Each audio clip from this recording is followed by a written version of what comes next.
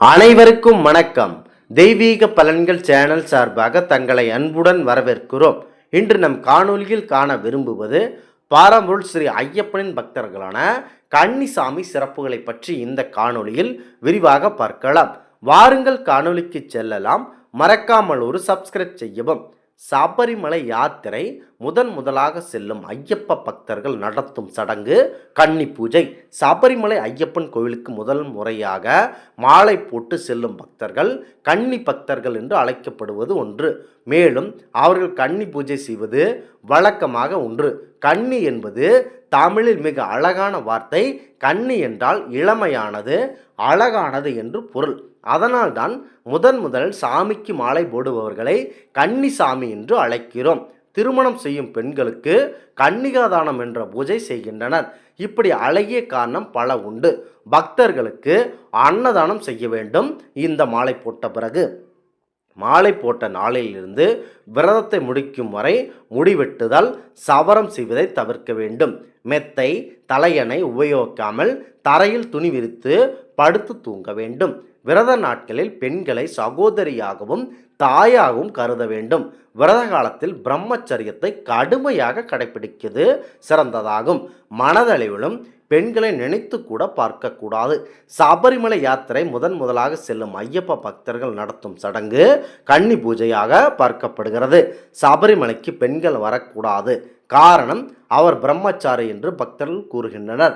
அந்த பிரம்மச்சாரி ஐயப்பனிடம் மயல் கொண்ட மகிஷி தன்னை மணந்து கொள்ளுமாறு வேண்டினார்கள். அந்த புராண கதைதான் இது.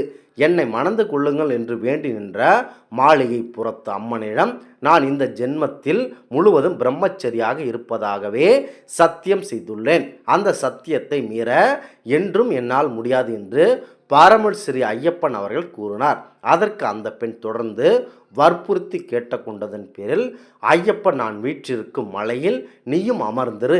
என்றைக்காவது ஒரு கன்னிசாமியாவது என்னை காண வராமல் இருக்கிறாரோ அன்றைக்கு நான் உன்னை திருமணம் செய்து கொள்கிறேன் என்று வாக்குறுதி கொடுத்தார் பாரம்பொருள் ஸ்ரீ ஐயப்பன் அவர்கள்.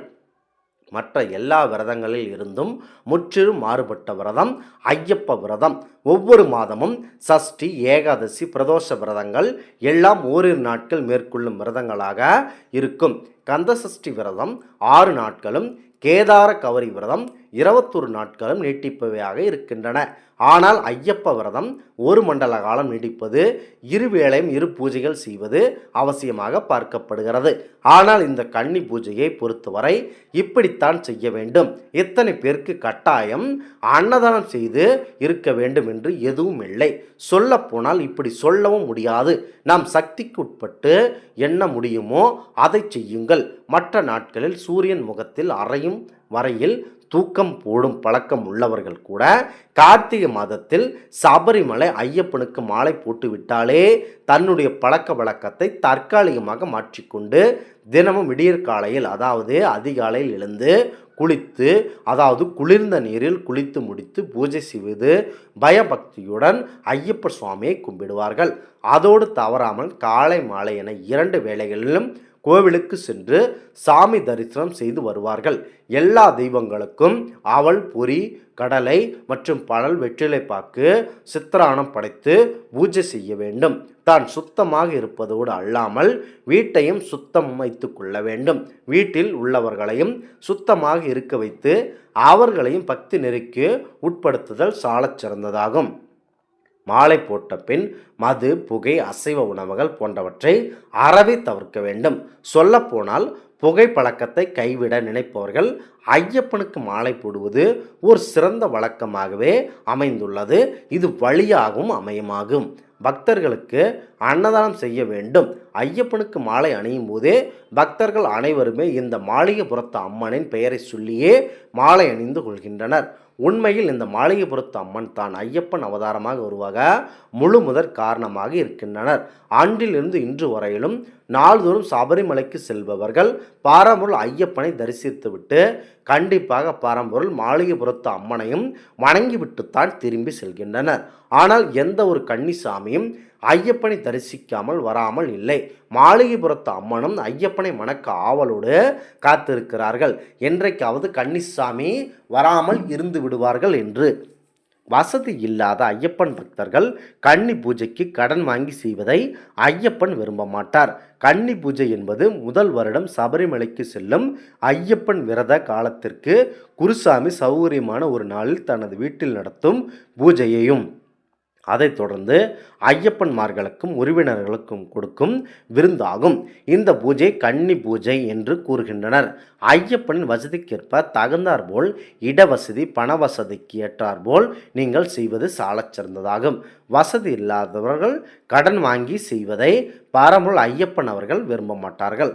ஒரு மண்டல காலம் ஒரு மண்டலம் என்றால் 48 நாட்கள் விரதம் இருக்க வேண்டும். குளிர்ந்த நீரில்தான் நீங்கள் குளிக்க வேண்டும்.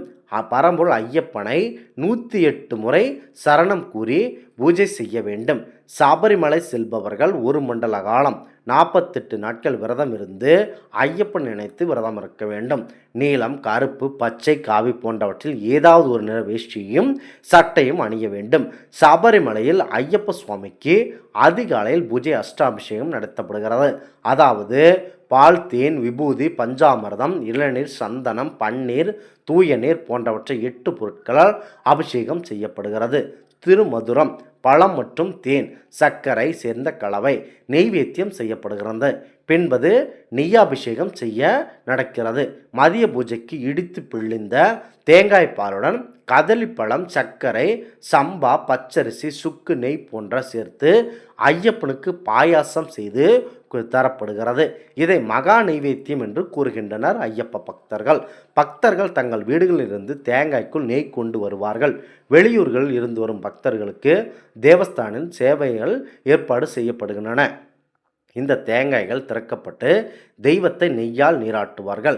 நெய் மனித ஆன்மாவை அடையாளப்படுத்துவதாகவும் அதை கடவுள் மீது ஊற்றுவதன் மூலம் ஒருவர் தன்னை பரமாத்மாவுடன் இணைத்து கொள்வதாகவும் நம்பப்படுகிறது.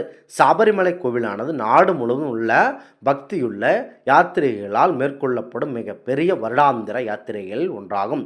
நவம்பர், ஜனவரி மாதங்கள் சுமார் 40 முதல் 50 மில்லியன் பக்தர்கள் இக்கோயிலுக்கு வருகை தருவதாக மதிப்பிடப்பட்டுள்ளது. இந்த கோவிலின் வருமானம் சுமார் 230 கோடி என மதிப்பிடப்பட்டுள்ளது. சபரிமலை கோவிலில் இறைவனின் அருளை பெற விரும்பும் ஆண்களுக்கு மிகவும் கண்டிப்பான ஆடை கட்டுப்பாடு உள்ளது. ஒருவர் சட்டை அல்லது உள்ளாடை போன்ற மேலாடைகள் அணியக்கூடாது. இறைவனை தரிசிக்க கருப்பு, ஆரஞ்சு பழம் அல்லது அடர் நீலா நிற வேஷ்டியை அணிய வேண்டும். இருப்பினும் பல பக்தர்கள் எரிமேலி வழியாக நீண்ட மற்றும் கடினமான பழைய பாதை வழியாக மலையேறுகின்றனர். எரிமேலியில் இருந்து சபரிமலைக்கு சுமார் 60 கிலோமீட்டர் உள்ளது. இந்த ஆன்மீக தகவல் உங்களுக்கு பிடித்து இருந்தால் தெய்வீக பலன்கள் சேனலை கண்டிப்பாக சப்ஸ்கிரைப் செய்து கொள்ளவும். மீண்டும் ஒரு நல்லதொரு காணொளியில் உங்களை சந்திக்கிறோம். நன்றி, வணக்கம்.